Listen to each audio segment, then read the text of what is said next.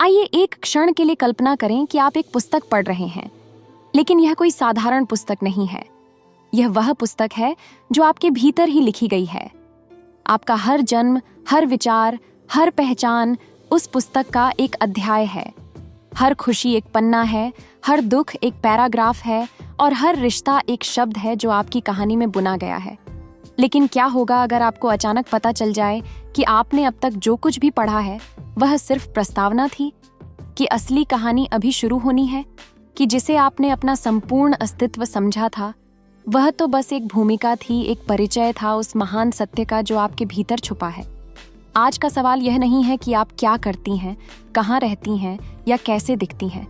आज का सवाल यह है कि आप वास्तव में कौन हैं। क्या आप सिर्फ एक नाम हैं जो किसी ने आपको दिया, एक पहचान जो समाज ने आप पर थोपी, या फिर एक चेहरा जिसे आप आईने में देखकर पहचानती हैं? या हो सकता है कि आप कोई कहानी हो, कुछ यादों का संग्रह हो, कुछ सफलताओं और असफलताओं का जोड़ हो, कुछ रिश्तों की छाया हो जो आपकी पहचान को परिभाषित करते हैं।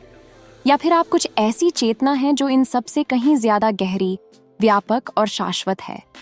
प्राचीन भारत के ऋषियों ने हजारों साल पहले एक ऐसा रहस्य खोजा था जो आत्मा को उसके वास्तविक स्वरूप से मिला सकता है। एक ऐसा ज्ञान जो न केवल व्यक्तिगत पहचान को बदल देता है बल्कि पूरे अस्तित्व की समझ को ही नया आकार दे देता है। इस अमूल्य ज्ञान को उपनिषद कहा गया। उपनिषद का शाब्दिक अर्थ है गुरु के पास बैठना, लेकिन यह सिर्फ भौतिक बैठक नहीं है। यह आत्मा की उस यात्रा का प्रतीक है जहां शिष्य अपने भीतर के गुरु से मिलता है, जहां प्रश्न करने वाला और उत्तर देने वाला एक ही हो जाता है। आज हम उसी प्राचीन ज्ञान के सबसे गुप्त रहस्यों को समझने जा रहे हैं। यह वीडियो केवल जानकारी देने के लिए नहीं है, यह आपकी चेतना को छूने वाला अनुभव है। यह एक ऐसा विषय है जो आपके अस्तित्व की जड़ पर सवाल उठाएगा और आपको उन उत्तरों तक ले जाएगा जो आपके भीतर ही छुपे हुए हैं। आज हम उसी प्राचीन ज्ञान के सबसे गुप्त रहस्यों को समझने जा रहे हैं। ये वीडियो केवल जानकारी देने के लिए नहीं है, ये आपकी चेतना को छूने वाला अनुभव है। ये एक ऐसा विषय है जो आपके अस्तित्व की जड़ पर सवाल उठाएगा और आपको उन उत्तरों तक ले जाएगा जो आपके भीतर ही छुपे हुए हैं। आज हम उस प्राचीन विज्ञान की बात करेंगे जो न केवल आपको बदल सकता है बल्कि आपको यह याद दिला सकता है कि आप कभी बदले ही नहीं थे, कि जो आप खोज रहे हैं वह आपसे कभी अलग ही नहीं था, कि घर वापसी की यह यात्रा दरअसल एक स्मृति है, एक पहचान है, एक जागृति है। भाग 1, मैं कौन हूँ? अस्तित्व की पहेली।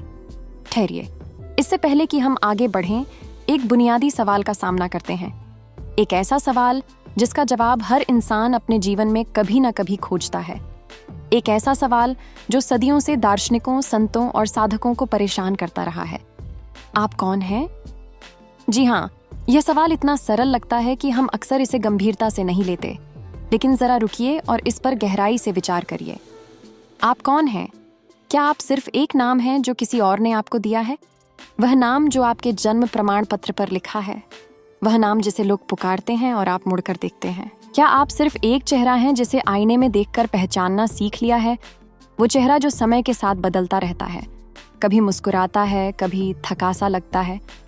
या फिर आप एक कहानी हैं, कुछ यादों का संग्रह, कुछ जीतों और कुछ हानियों का मिला-जुला चित्र। शायद आप अपने पेशे से खुद को पहचानते हो। मैं एक डॉक्टर हूँ, मैं एक इंजीनियर हूँ, मैं एक पिता हूँ। या फिर अपने रिश्तों से, किसी का बेटा, किसी का पति, किसी का भाई। लेकिन क्या यही सब मिलकर आपकी असली पहचान बनाते हैं? कुछ लोग अपनी उपलब्धियों में खुद को देखते हैं। वो मेडल जो जीता था, वो प्रमोशन जो मिला था, वो सपना जो पूरा किया था। और कुछ अपनी असफलताओं में, वो चोट जो लगी थी, वो हार जो झेली थी, वो शब्द जो चुभे थे। लेकिन एक सवाल और है, अगर इन सबको थोड़ी देर के लिए अलग कर दें, नाम, रूप, उपलब्धियां, असफलताएं, तो क्या कुछ बाकी रह जाता है? अगर सब कुछ मिट जाए तो क्या कोई ऐसा हिस्सा है जो फिर भी जागरूक है, जो देख रहा है, महसूस कर रहा है और मौजूद है? क्या कोई ऐसी चेतना है जो न किसी भूमिका से बंधी है, न समय से, न उम्र से, न अनुभव से? एक ऐसा साक्षी जो हर विचार के पहले था, हर भावना के पार है और हर पहचान के पीछे छिपा हुआ है? यही वो रहस्य था जिसे प्राचीन भारत के ऋषियों ने खोजा था। उन्होंने देखा कि जो कुछ हम अपने बारे में सोचते हैं वो सिर्फ सतह है। असल मैं कोई विचार नहीं बल्कि एक अनुभव है, एक ऐसी सच्चाई जिसे समझा नहीं जा सकता, उसे सिर्फ जिया जा सकता है। उन्होंने जाना कि पहचान की हर परत, नाम, रूप, विचार, भावना, यादें सब बदलती हैं, लेकिन जो इन सब को देख रहा है वह अडोल है। वो समुद्र की तरह शांत, गहरा और स्थिर। इसी अनुभव को उन्होंने उपनिषद कहा, एक ऐसा ज्ञान जो उत्तर नहीं देता बल्कि परतें हटाता है, जो सिखाता नहीं बल्कि याद दिलाता है वो जो हमेशा से हमारे भीतर था। मैं आपसे एक वादा करना चाहती हूँ, ये वीडियो सिर्फ जानकारी देने के लिए नहीं है। ये कोई व्याख्यान नहीं है जिसे आप सुने और भूल जाएं। ये कोई दस्तावेज नहीं है जो आपकी स्मृति में कहीं दब जाए। ये एक ऐसा अनुभव है जो आपकी चेतना को छू सकता है, जो आपके भीतर की उस चिंगारी को जगा सकता है जो लंबे समय से शांत है लेकिन बुझी नहीं है। यह एक ऐसी यात्रा है जो आपको बाहर कहीं नहीं ले जाएगी, ये आपको अंदर ले जाएगी, उस जगह ले जाएगी जहां आप हमेशा थे लेकिन जिसे भूल गए थे। यह एक स्मरण है, एक पहचान है, एक घर वापसी है। क्योंकि यह विषय साधारण नहीं है, यह आपके अस्तित्व की जड़ पर सवाल उठाता है। आपका मैं कौन हूँ, आपका क्यों हूँ, और सबसे ज्यादा यह कि क्या जो अब तक समझा है वह सच है या वह सिर्फ एक सुंदर भ्रम था जिसमें आप इतने साल जीते रहे। यह वीडियो उन लोगों के लिए नहीं है जो सिर्फ मनोरंजन खोज रहे हैं। यह उन लोगों के लिए है जो वास्तव में जानना चाहते हैं, जो सच को सुनने के लिए तैयार हैं, चाहे वह कितना भी चुनौतीपूर्ण हो, जो अपनी सभी मान्यताओं को सवालों के कटघरे में खड़ा करने का साहस रखते हैं। आज हम बात करेंगे एक ऐसे प्राचीन विज्ञान की जो न सिर्फ आपको बदल सकता है बल्कि आपको वो याद दिला सकता है जो आपने कभी खोया ही नहीं था। हम जानेंगे कि तत्वम अस यानी तू वही है क्यों सिर्फ एक मंत्र नहीं है बल्कि पहचान की एक संपूर्ण क्रांति है। हम समझेंगे कि आपकी श्वास केवल ऑक्सीजन नहीं है बल्कि जीवन शक्ति का प्रवाह है, कि आपके विचार केवल न्यूरोनल एक्टिविटी नहीं है बल्कि चेतना के कंपन है, कि आपकी ध्वनि केवल हवा की तरंगे नहीं है बल्कि सृष्टि को आकार देने वाली शक्ति है। हम देखेंगे कि कैसे योग सिर्फ शारीरिक व्यायाम नहीं है बल्कि चेतना का एकीकरण है, कि कैसे प्राचीन ज्ञान आधुनिक समस्याओं का समाधान है, कि कैसे आत्मा की खोज आपको उस स्वरूप तक पहुंचा सकती है जो शाश्वत है, शांत है और पूर्ण है। लेकिन यहाँ एक चेतावनी भी है, यह यात्रा आसान नहीं है।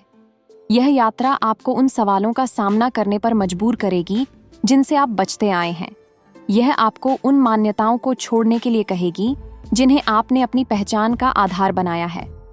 यह यात्रा आपको दिखाएगी कि आप जिसे अपना दुख समझते थे वह शायद सिर्फ एक गलत पहचान था, जिसे आप अपनी कमजोरी समझते थे वह शायद आपकी सबसे बड़ी शक्ति थी, जिसे आप अपना अंत समझते थे वह शायद सिर्फ एक नई शुरुआत थी। तो अगर आप तैयार हैं एक ऐसी यात्रा के लिए जो आपको आपके भीतर के ब्रह्मांड से जोड़ दे, जो आपको उस सत्य से मिला दे जो आप ही हैं, तो आइए आगे बढ़ते हैं। याद रखिए, यह वीडियो देखने के लिए नहीं है, ये एक आंतरिक अनुष्ठान है, ये एक स्मरण है, एक जागृति है। आप देख नहीं रहे हैं, आप याद कर रहे हैं। भाग 3, तत्वम अस और पहचान का महाभ्रम। तत्वम अस यानी तू वही है। ये 3 शब्द छोटे हैं, सरल हैं, लेकिन इनमें एक ऐसा रहस्य छिपा है जो आपके पूरे अस्तित्व की नींव हिला सकता है। यह वाक्य सिर्फ सुनने के लिए नहीं है, यह सोचने के लिए भी नहीं है। यह एक आह्वान है, एक भीतर की पुकार है, एक ऐसी आवाज है जो कहती है कि तू जो बाहर खोज रहे हो वह सब तेरे भीतर ही है। चांदोग्य उपनिषद की 6ठी प्रपाठक में एक ऐसा संवाद दर्ज है जो मानव इतिहास के सबसे गहन संवादों में से एक है। यह एक पिता और पुत्र के बीच की बातचीत है, लेकिन यह केवल पारिवारिक चर्चा नहीं है, यह अस्तित्व के सबसे गूढ़ रहस्य को उजागर करने वाला संवाद है। उद्दालक आरष्य अपने पुत्र श्वेतकेतु को देखते हैं। श्वेतकेतु 12 वर्षों तक गुरुकुल में रहकर वेदों का गहन अध्ययन करके लौटा है। उसने सभी मंत्र याद कर लिए हैं, सभी कर्मकांड सीख लिए हैं, सभी शास्त्रों को पढ़ लिया है। लेकिन पिता की तेज नजर देखती है कि पुत्र में कुछ बदला है। ज्ञान का स्थान घमंड ने ले लिया है। यहाँ एक बहुत महत्वपूर्ण बात है। श्वेतकेतु जितना पढ़ा लिखा था उतना ही अहंकारी भी हो गया था। उसे लगता था कि वह सब कुछ जान गया है। यह आज के युग की एक बहुत बड़ी समस्या है। हम जितना ज्यादा जानकारी इकट्ठा करते हैं, उतना ही यह भ्रम बढ़ता जाता है कि हमने ज्ञान पा लिया है। उद्दालक अपने पुत्र से एक सरल सा प्रश्न पूछते हैं, लेकिन यह प्रश्न इतना गहरा है कि यह पूरी बौद्धिक समझ को चुनौती दे देता है। वे पूछते हैं, क्या तुमने वह ज्ञान जाना है जिससे सब कुछ जाना जा सकता है, जिससे वह भी जाना जा सकता है जो जाना नहीं जा सकता? यह प्रश्न किसी परीक्षा का हिस्सा नहीं था। यह किसी प्रतियोगिता का सवाल नहीं था। यह आत्मा को उसके बंधनों से मुक्त करने का एक करुणामय प्रयास था, क्योंकि पिता देख रहा था कि पुत्र ने बहुत कुछ सीखा है, लेकिन अभी भी वह अपने आप को नहीं जानता। श्वेतकेतु का जवाब स्वाभाविक था। उसने कहा कि उसे ऐसे किसी ज्ञान के बारे में नहीं पता। तब उद्दालक एक अद्भुत संवाद शुरू करते हैं। वे बताते हैं कि जैसे मिट्टी को जानने से मिट्टी से बनी सभी चीजें जानी जा सकती हैं, जैसे सोने को जानने से सोने से बने सभी आभूषण जाने जा सकते हैं, वैसे ही एक तत्व को जानने से सब कुछ जाना जा सकता है। यह तत्व क्या है? यह है सत। सत यानी अस्तित्व। वह शुद्ध अस्तित्व जो हर चीज का आधार है, जो हर नाम के पीछे है, हर रूप के पीछे है।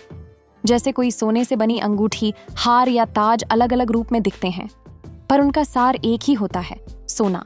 उसी तरह शरीर, नाम, अनुभव, विचार, ये सब अलग अलग रूप हैं, लेकिन जो सबके पीछे है वह शुद्ध अस्तित्व है, शुद्ध चेतना है, शुद्ध आत्मा है। फिर आता है वह महान घोषणा, तत्वम अस, तू वही है। ये सिर्फ एक उपदेश नहीं है, ये पहचान की पुनर्रचना है। ये कहता है कि तू वह नहीं है जो तूने अपने आप को समझा है, तू वह है जो सब में है और सब कुछ जिसमें है। लेकिन हमारी समस्या ये है कि हम अपनी पहचान को हमेशा सीमित चीजों से जोड़ लेते हैं, किसी दर्द से, किसी उपलब्धि से, किसी भूमिका से, या फिर समाज की दी हुई किसी परिभाषा से। हम कहते हैं मैं यह हूं, मैं वह हूं, लेकिन कभी नहीं कहते मैं हूं। उपनिषद का यह महान संदेश है, तुम शरीर नहीं हो, शरीर तुम्हारा एक वाहन है। तुम मन नहीं हो, मन तुम्हारा एक उपकरण है। तुम अपनी यादें नहीं हो, यादें तुम्हारे अनुभवों का संग्रह हैं।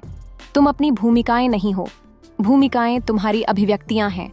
तुम वह आत्मा हो जो शुद्ध है, अचल है, नित्य है, जो न जन्मती है न मरती है, जो न बढ़ती है न घटती है, जो सदा एक समान रहती है। और सबसे अद्भुत बात यह है कि यह वही आत्मा सब में है, तुम में भी, मुझ में भी, हर जीव में भी, हर वस्तु में भी।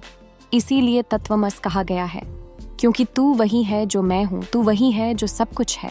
यह अद्वैत है, एकता का अनुभव। ये समझना कि विविधता के पीछे एकता है, अलगाव के पीछे जुड़ाव है, भेद के पीछे अभेद है।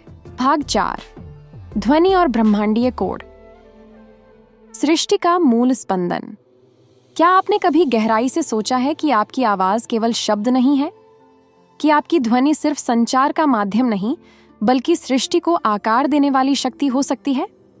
प्राचीन ऋषियों ने एक ऐसा सत्य खोजा था जो आधुनिक विज्ञान को भी चकित कर देता है। उन्होंने कहा था, ध्वनि ही सृष्टि है। इस एक वाक्य में पूरी सृष्टि का रहस्य छिपा है। यदि सब कुछ ध्वनि से बना है, तो उसे बदलना हो तो सबसे पहले ध्वनि को बदलना होगा, क्योंकि जो आप भीतर दोहराते हैं, जो कंपन आप अपने अंदर पैदा करते हैं, वही बाहर प्रकट होता है। आधुनिक भौतिक विज्ञान भी इस बात की पुष्टि करता है। स्ट्रिंग थ्योरी कहती है कि सभी मौलिक कण दरअसल अलग अलग आवृत्तियों पर कंपन करने वाली ऊर्जा की तरंगें हैं। यानी पूरा ब्रह्मांड एक विशाल संगीत है, एक महान ऑर्केस्ट्रा है, जहां हर कण, हर परमाणु, हर तारा अपना अनूठा संगीत बजा रहा है। चांदोग्य उपनिषद के पहले और दूसरे प्रपाठक में बताया गया है कि ओम यह सिर्फ कोई ध्वनि नहीं है, यह प्रणव है, ब्रह्म का बीज है। यह वह मूल कंपन है जिससे संपूर्ण ब्रह्मांड का निर्माण हुआ है। यह बिग बैंग से भी पहले की आवाज है। यह वह मौन है जिससे सभी आवाजें पैदा होती हैं। जब हम ओम का उच्चारण करते हैं तो हम सिर्फ एक मंत्र नहीं बोल रहे होते, हम उस मूल स्पंदन से जुड़ रहे होते हैं जिससे हर ग्रह, हर तारा, हर गैलेक्सी, हर जीव, यहाँ तक कि आपके विचार और भावनाएं भी उत्पन्न हुई हैं। हम अपने आप को उस मूल स्रोत से कनेक्ट कर रहे होते हैं जो सब कुछ का आधार है। अब यहाँ एक और गहरी बात समझनी होगी। आपकी पहचान भी कोई ठोस वस्तु नहीं है, वह भी एक कंपन है, एक ध्वनि है, एक आवृत्ति है। जब आप बार बार मैं कमज़ोर हूँ, मैं डरा हुआ हूँ, मैं अकेला हूँ जैसे वाक्य दोहराते हैं, तो आप अपने भीतर उसी आवृत्ति को मजबूत कर रहे होते हैं। और जब इस ध्वनि को बदला जाता है, जब भीतर के कंपन को बदला जाता है, तो भावनाएं, अनुभव, यहाँ तक कि वास्तविकता भी बदल सकती है। ये कोई जादू नहीं है, ये विज्ञान है, ये ऊर्जा का नियम है। वेदों में कहा गया है, सत्यम शिवम सुंदरम। ये केवल एक सुंदर वाक्य नहीं है, ये एक ऐसी ध्वनि है जिसमें सच्चाई, कल्याण और सुंदरता एक साथ समाहित हो जाती है। जब इसे दोहराया जाता है तो भीतर इन तीनों गुणों का कंपन पैदा होता है। इसीलिए मंत्रों को बार बार दोहराया जाता है। यह कोई यांत्रिक क्रिया नहीं है, यह कोई अंधविश्वास नहीं है, यह साइंटिफिक रिप्रोग्रामिंग है। क्योंकि हर बार जब किसी दिव्य ध्वनि को दोहराया जाता है तो भीतर की ऊर्जा को एक नए स्वरूप में ढाला जाता है। उदाहरण के लिए, सो हम मंत्र को लीजिए। सो यानी वह, ब्रह्म, हम यानी मैं, मतलब मैं वही हूं। जब सांस लेते समय सो कहा जाता है और सांस छोड़ते समय हम, तो प्राण के साथ यह सत्य पूरे अस्तित्व में प्रवाहित होता है। या ओम नमः शिवाय को लीजिए। यह सिर्फ भगवान शिव की स्तुति नहीं है। शिव का मतलब है कल्याणकारी चेतना। जब यह मंत्र दोहराया जाता है तो भीतर के शिव तत्व को जगाया जाता है, वह चेतना जो सबका कल्याण चाहती है। बीज मंत्र और भी शक्तिशाली होते हैं। ह्रीं, श्रीं, क्लीं जैसे मंत्र शरीर के भीतर सोई हुई चेतना को जगा देते हैं। ये विशिष्ट चक्रों से जुड़े होते हैं और विशिष्ट ऊर्जाओं को सक्रिय करते हैं। गायत्री मंत्र तो पूरे कॉस्मिक कंप्यूटर को रीब्यूट करने वाला कोड है। ओम भूर्भुवः स्वः तत्सवितुर्वरेण्यं भर्गो देवस्य धीमहि धियो यो नः प्रचोदयात्। यह मंत्र तीनों लोकों की ऊर्जा को भीतर आमंत्रित करता है और बुद्धि को दिव्य प्रकाश से भर देता है। ये कोई अंधविश्वास नहीं है, ये कोई पूजा पाठ नहीं है, ये है वाइब्रेशनल रिप्रोग्रामिंग। एक ऐसी प्रक्रिया जिसमें मैं अपनी चेतना को नए ढंग से प्रोग्राम करती हूँ। मेरे शब्द, मेरे मंत्र मेरी नई पहचान को जन्म दे सकते हैं। अगली बार जब कोई मंत्र बोलें तो याद रखिए, आप सिर्फ शब्द नहीं बोल रहे हैं, आप अपने भविष्य को आकार दे रहे हैं, आप अपनी नियति लिख रहे हैं, आप अपनी पहचान की वास्तुकला कर रहे हैं। भाग 5, मधु विद्या, अस्तित्व की मधुरता का रहस्य। क्या कभी यह सोचा है कि यह पूरा ब्रह्मांड जिसकी अनंत विशालता चकित कर देती है, वह किसी एक ही स्वाद, एक ही मिठास, एक ही सार से बना हो सकता है? उपनिषदों में इस अद्भुत रहस्य को मधु विद्या कहा गया है। यह अमृत का ज्ञान है, एक ऐसा ज्ञान जो बताता है कि हर वस्तु, हर तत्व, हर जीव, हर ग्रह, हर तारा किसी एक ही दिव्य रस से बना है। और वह रस क्या है? वह है आत्मा का अमृत, वह है चेतना की शुद्ध मिठास, वह है अस्तित्व का सार जो हर चीज में छुपा हुआ है लेकिन फिर भी स्पष्ट रूप से दिखाई दे रहा है। चांदोग्य उपनिषद का तीसरा प्रपाठक एक ऐसी दृष्टि देता है जो पूरी सृष्टि को एक नई रोशनी में देखने पर मजबूर कर देता है। यह सिखाता है कि सूर्य केवल प्रकाश का स्रोत नहीं है, वह केवल गर्मी का भंडार नहीं है। सूर्य दरअसल ब्रह्म का दृश्य रूप है, वह मधु है, एक ऐसा अमृत जो सिर्फ जीवन को ऊर्जा नहीं देता बल्कि हर प्राणी में चेतना की लौ जलाए रखता है। लेकिन यहाँ सबसे आश्चर्यजनक बात यह है कि यह अमृत केवल बाहर नहीं है, यह केवल सूर्य में नहीं है, यह भीतर भी है। वही मिठास जो फूलों में खिलती है, वही मधुरता जो वायु में तैरती है, वही स्वाद जो नदियों में बहता है, वही आनंद हर हृदय की गहराई में बसा हुआ है। इस दृष्टांत को और गहराई से समझते हैं। उपनिषद कहता है कि जिस प्रकार मधुमक्खी विभिन्न फूलों से रस एकत्र करती है, कमल से, गुलाब से, जूही से, बेला से, चमेली से, और अंततः उन सबको एक शहद में मिला देती है, उसी प्रकार हर अनुभव, हर विविधता, हर भेद आखिरकार आत्मा में एक हो जाता है। इसका मतलब यह है कि जीवन का हर अनुभव, चाहे वह खुशी हो या दुख, सफलता हो या असफलता, प्रेम हो या वियोग, सब कुछ उस एक ही मधु के अलग अलग स्वाद हैं।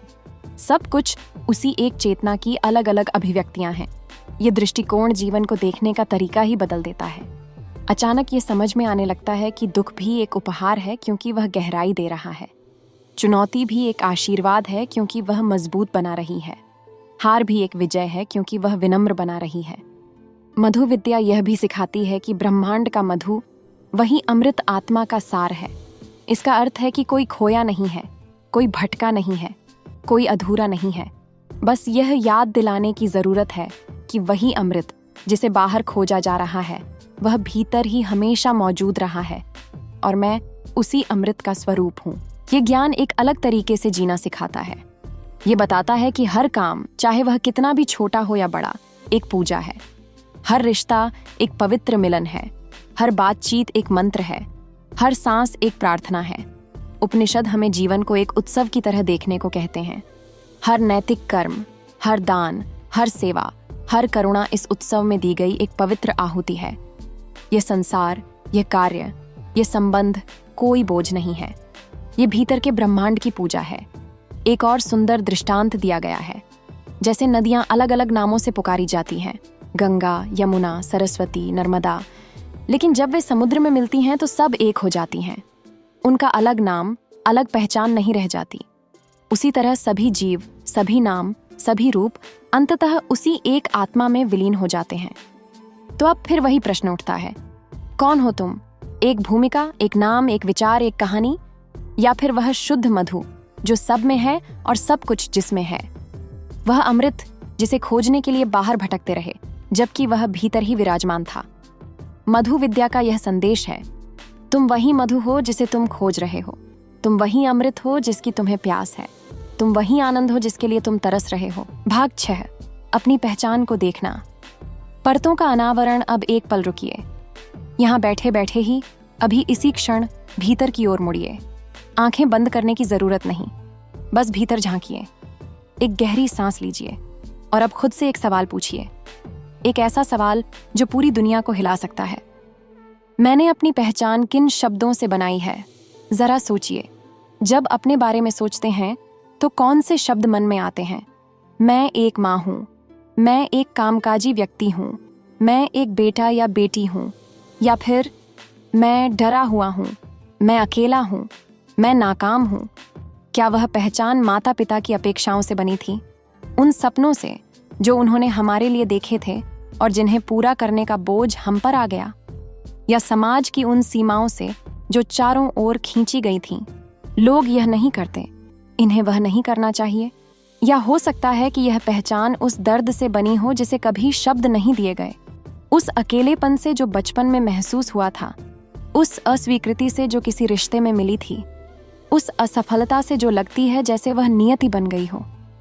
बहुत संभावना है कि आज की पहचान उस छोटे बच्चे के डर से बनी हो जो कभी हम थे, उस डर से जो बार बार रोकता रहा और उसी ने हमारी परछाई को हमारी पहचान बना दिया। क्या यह संभव है कि जिसे मैं कहा जाता है वह दरअसल सिर्फ एक संग्रह हो उन सब चीजों का जो हम नहीं हैं? आज एक प्रयोग करते हैं, एक ऐसा प्रयोग जो सभी पहचानों को चुनौती देगा। अपने मन में उन सभी लेबल्स को लिखिए जो आपने अपने लिए इस्तेमाल किए हैं।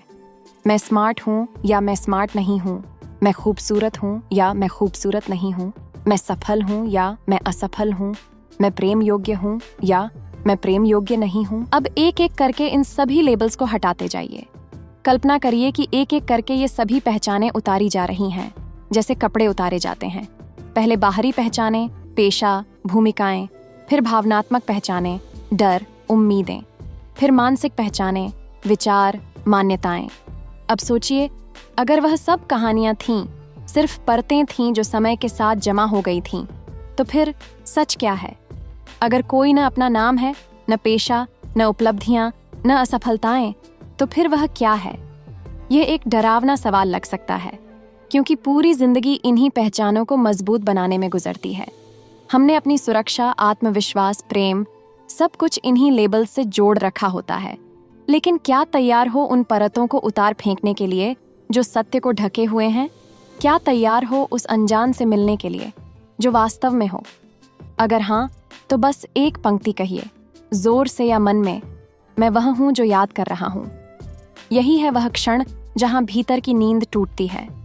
यही है वह बिंदु जहां खोजने वाला और जो खोजा जा रहा है एक हो जाते हैं।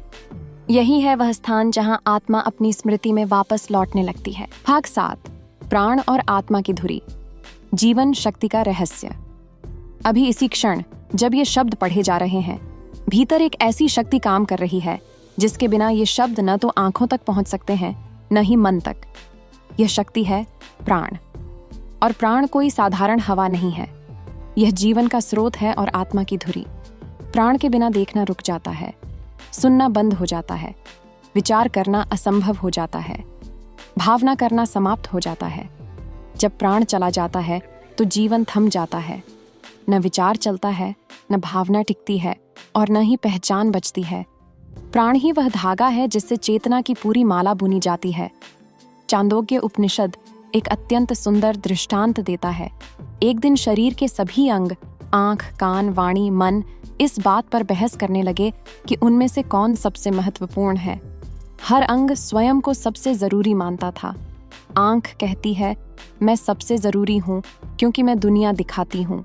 कान कहता है, नहीं, मैं हूँ क्योंकि मैं ध्वनि सुनाता हूँ।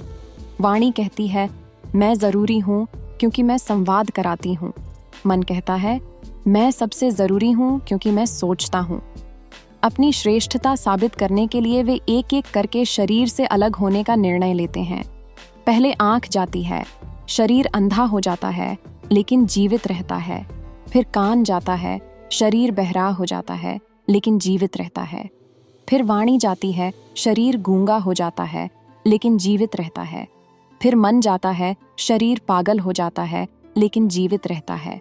लेकिन जैसे ही प्राण जाने की तैयारी करता है, सभी अंग घबरा जाते हैं। वे समझ जाते हैं कि प्राण के बिना सब कुछ निष्प्राण है। वे उससे विनती करते हैं, प्रभु कृपया मत जाइए, आपके बिना हम सब मृत हैं। आप ही जीवन की असली शक्ति हैं। यह सिर्फ कहानी नहीं है, यह एक गहरा सत्य है। प्राण ही वह ऊर्जा है जो सब कुछ जीवित रखती है। यह वह शक्ति है जो दिल की धड़कन चलाती है, फेफड़ों को फुलाती है, न्यूरॉन्स में सिग्नल भेजती है। लेकिन प्राण केवल शरीर को चलाने वाली शक्ति नहीं है। उपनिषदों के अनुसार प्राण ही ब्रह्म है। यह वह कॉस्मिक एनर्जी है जो पूरे ब्रह्मांड को गति देती है। जैसे सूर्य अपनी किरणों से पूरे सौर मंडल को प्रकाशित करता है, वैसे ही प्राण भीतर के ब्रह्मांड को रोशन करता है।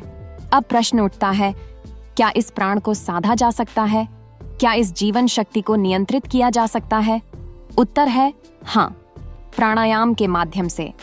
प्राणायाम का अर्थ है प्राण का विस्तार, प्राण पर जागरूक नियंत्रण। जब कोई श्वास पर सचेत नियंत्रण पाता है, तब कुछ गहरा घटित होता है। मन स्थिर होने लगता है। जब मन स्थिर होता है तो विचारों का तूफान शांत हो जाता है। और जब वह तूफान शांत होता है तो आत्मा की आवाज स्पष्ट सुनाई देने लगती है। यहाँ एक सरल लेकिन शक्तिशाली अभ्यास है। रोज केवल 5 मिनट। कोई विशेष आसन नहीं, कोई विशेष स्थान नहीं। रीढ़ सीधी रखें, आंखें बंद करें, धीरे धीरे गहरी सांस लें और मन में सोचें, सो। फिर धीरे धीरे सांस छोड़ें और सोचें, हम। सो हम यानी मैं वही हूं। यह सिर्फ एक मंत्र नहीं है, यह पहचान की स्मृति है। जब यह अभ्यास नियमित किया जाता है तो धीरे धीरे यह एहसास होने लगता है कि सांस केवल व्यक्तिगत नहीं है, ये पूरे ब्रह्मांड की एक लहर है। जब सांस ली जाती है, ब्रह्मांड की ऊर्जा भीतर आती है। जब सांस छोड़ी जाती है, भीतर की ऊर्जा ब्रह्मांड में विलीन होती है। और याद रखिए, प्राण केवल सांस नहीं है, यह चेतना की भाषा है, यह आत्मा का संचार है। अगर श्वास का तरीका बदल जाए, अगर प्राण की गुणवत्ता सुधर जाए, तो जीवन की दिशा भी बदल सकती है, नियति को नया आकार मिल सकता है। भाग 8, आत्मा का योग, एकता की परम यात्रा। यहाँ पहुंचकर एक क्रांतिकारी सत्य को समझना आवश्यक है। अपनी पहचान को बदलना नहीं है, कुछ नया बनना नहीं है, कोई विशेष योग्यता अर्जित करनी नहीं है। केवल एक बात करनी है, पहचान से मुक्त होना है, उन सभी झूठी परिभाषाओं से आजाद होना है जो समय और समाज ने गढ़ दी हैं। मैत्रायणी उपनिषद एक अत्यंत गहरा संदेश देता है। आत्मा की खोज शून्यता से नहीं, पूर्णता से शुरू होती है। क्योंकि जो खोजा जा रहा है वह अधूरा नहीं है, टूटा नहीं है, उसमें कोई कमी नहीं है। वह पहले से ही संपूर्ण है और वही संपूर्णता भीतर ही है। उपनिषद हमें याद दिलाते हैं, मनुष्य स्वयं ही ब्रह्म है, अमर, निर्भय और पूर्ण।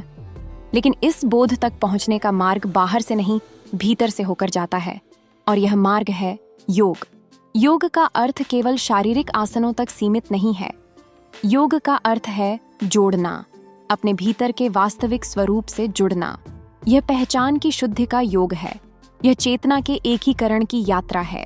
यह एक आंतरिक अन्वेषण है जहां मैं और वह के बीच की दूरी मिटने लगती है। पतंजलि के अष्टांग योग से अलग उपनिषदों में योग के 6 मुख्य चरण बताए गए हैं जो आत्मा की स्मृति तक पहुंचने में सहायक हैं। प्राणायाम, श्वास का शुद्धिकरण। यह केवल सांस लेने की विधि नहीं है, बल्कि जीवन ऊर्जा को परिष्कृत करने की साधना है।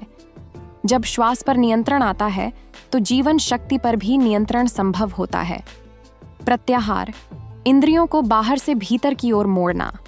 यह इंद्रियों का दमन नहीं, बल्कि उन्हें सजगता से अपने अधीन लाने की कला है। जैसे कछुआ अपने अंगों को समेट लेता है, वैसे ही चेतना अपनी ऊर्जा को भीतर की ओर समेटती है। धारणा, मन को एक दिशा देना, बिखरी हुई मानसिक धाराओं को एक बिंदु पर केंद्रित करना। यह वह अभ्यास है जहां चित्त की शक्ति एक स्थान पर स्थिर होती है। ध्यान, निरंतर उसी सत्य में स्थित होना। यह धारणा की गहराई है। यह वह अवस्था है जहां दृष्टा और दृश्य के बीच की दूरी कम होने लगती है। देखने वाला धीरे धीरे देखे जा रहे में विलीन होने लगता है। तर्क, आत्मा पर अंतर्दृष्टि से विचार। यह बौद्धिक बहस नहीं, बल्कि आंतरिक जांच है। हर विचार, भावना और मान्यता को देखने की प्रक्रिया, क्या यह सत्य है या भ्रम। समाधि, पूर्ण एकत्व की अवस्था, जहां साधक और साध्य में कोई अंतर नहीं रहता, जहां देखने वाला और देखा जाने वाला विलीन हो जाते हैं। केवल अनुभव बचता है, शुद्ध, निर्विकल्प, आनंदमय अनुभव। यह कोई बाहरी अनुष्ठान नहीं, ये भीतर उतरने की वह प्रक्रिया है जिसमें हर परिभाषा पिघलती है, हर भ्रम गलता है और केवल आत्मा की ज्योति बचती है। उपनिषद कहते हैं, जिसे देवता समझा गया वह भीतर ही सांस ले रहा है, जिसे ब्रह्म कहा गया वह हृदय में ही धड़क रहा है, जिसे परम सत्य कहा गया वह चेतना में ही चमक रहा है। सच्चा योग वही है जहां साधक और साध्य अलग न रहें, जहां खोजने वाला और जिसे खोजा जा रहा है वह अंततः एक ही अनुभव में लीन हो जाए, जहां प्रश्न करने वाला स्वयं उत्तर बन जाए, जहां खोज रुक जाए, क्योंकि यह जाना जाता है कि वही खोजने वाला ही खोज का अंतिम बिंदु है। भाग 9, आध्यात्मिक परिणति और स्मृति की वापसी। अब हम उस पवित्र बिंदु पर पहुंच चुके हैं जहां सारी खोज, सारे प्रश्न, सारी बेचैनी शांत हो जाती है। यहां पहुंचकर एक गहरा मौन छा जाता है। यह वह मौन नहीं है जो डर से आता है, यह वह शांति है जो समझ से जन्म लेती है। उपनिषद हमें एक क्रांतिकारी सत्य बताते हैं। पहचान कोई प्राप्त करने योग्य वस्तु नहीं है। यह कोई उपलब्धि नहीं जिसे हासिल करना हो। पहचान वह है जिसे धीरे धीरे छोड़ा जाना चाहिए, जिसे परत दर परत उतारा जाना चाहिए। यह एक पूर्णतः उल्टी सोच है। पूरी दुनिया सिखाती है कि कुछ बनो, योग्य बनो, पहचान बनाओ, लेकिन उपनिषद कहते हैं कि आप पहले से ही वही हैं जो बनने की कोशिश कर रहे हो।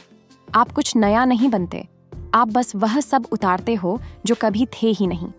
यह प्रक्रिया मूर्तिकार के काम की तरह है। मूर्तिकार पत्थर में कुछ जोड़ता नहीं है, वह केवल उसे हटाता है जो जरूरी नहीं है, और धीरे धीरे वह सुंदरता प्रकट होती है जो पहले से ही पत्थर में छिपी थी। उसी तरह जब सारे नाम पिघल जाते हैं, सभी रूप गिर जाते हैं, सभी विचार शांत हो जाते हैं, भावनाएं स्थिर हो जाती हैं और डर अपना वजन खो देता है, तब जो बचता है वही शुद्ध आत्मा है, वही परम सत्य है। और फिर एक दिव्य पहचान नहीं बल्कि स्मृति होती है। यह कोई नई जानकारी नहीं, पुरानी याद है। यह खोज नहीं, घर वापसी है। तत्वम अस, यानी तू वही है जो सूर्य में चमकता है, जो चांद में मुस्कुराता है, जो नदी में बहता है, जो पर्वत में खड़ा है, जो हवा में नाचता है, जो आकाश में फैला है, जो मंत्रों की ध्वनि में गूंजता है, वही आपके भीतर धड़कता है। ये कोई कल्पना नहीं है, ये कोई दर्शन या धारणा नहीं है, ये स्मृति है। आप कभी खोए नहीं थे, आप कभी अलग नहीं थे, आप कभी अधूरे नहीं थे, आप बस भूल गए थे। और अब जब आप यहाँ बैठे हैं, जब आप श्वास ले रहे हैं, जब आप इन शब्दों को सुन रहे हैं, इन भावों को महसूस कर रहे हैं, यह वही क्षण है जहां स्मृति लौट रही है।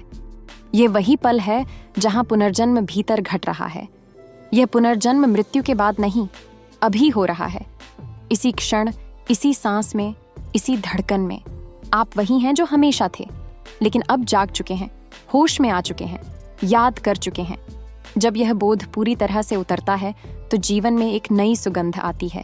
हर काम पूजा बन जाता है, हर रिश्ता मिलन बन जाता है, हर सांस एक मंत्र बन जाती है, हर कदम तीर्थ यात्रा बन जाता है।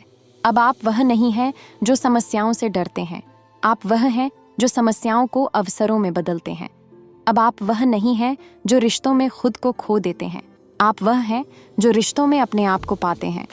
आप अब वह नहीं हैं जो भविष्य की चिंता में जीते हैं, आप वह हैं जो वर्तमान के आनंद में नहाते हैं। हमारी यह यात्रा यहाँ समाप्त नहीं होती, दरअसल अब यह शुरू होती है, क्योंकि जो आपने यहाँ सुना है, जो महसूस किया है, वह केवल एक बीज है।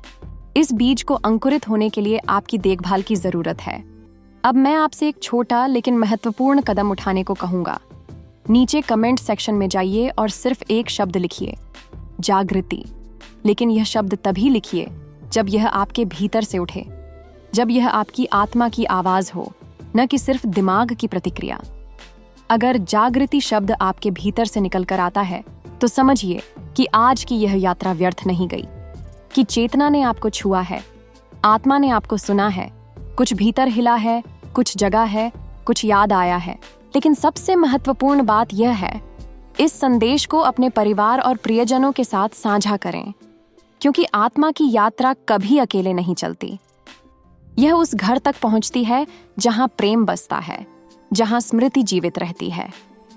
हो सकता है आपके घर में कोई ऐसा व्यक्ति हो जो इस ज्ञान का वर्षों से इंतजार कर रहा हो, कोई माता पिता, भाई बहन या मित्र जो अपनी पहचान के भ्रम में उलझा हुआ है, जो अपने दुख का कारण नहीं समझ पा रहा है। शायद उसे बस एक वीडियो चाहिए, आपके द्वारा भेजा गया। शायद उसे बस एक संकेत चाहिए कि रास्ता है, उम्मीद है, प्रकाश है। जब आप इस वीडियो को साझा करते हैं तो आप सिर्फ एक लिंक नहीं भेजते, आप एक संभावना भेजते हैं, एक आशा भेजते हैं, एक प्रकाश भेजते हैं जो किसी के अंधकार को चीर सकता है। और अंत में यह याद रखिए, आप कभी खोए नहीं थे, आप कभी अलग नहीं थे, आप बस छुपे हुए थे अपने ही भ्रमों के पीछे। और आज आपने खुद को फिर से देखना शुरू कर दिया है। आज आपने अपनी स्मृति की वापसी का अनुभव किया है। लिमिटलेस भारत के साथ इस आध्यात्मिक यात्रा में जुड़े रहिए, हमारे सभी वीडियो देखते रहिए, चैनल को सब्सक्राइब करिए और याद रखिए, आपकी चेतना का विस्तार ही हमारा लक्ष्य है, आपकी आत्मा की जागृति ही हमारी सफलता है। जब तक फिर मिलते हैं, खुद से प्रेम करिए, खुद को सम्मान दीजिए और हमेशा याद रखिए, तत्वमस, तू वही है।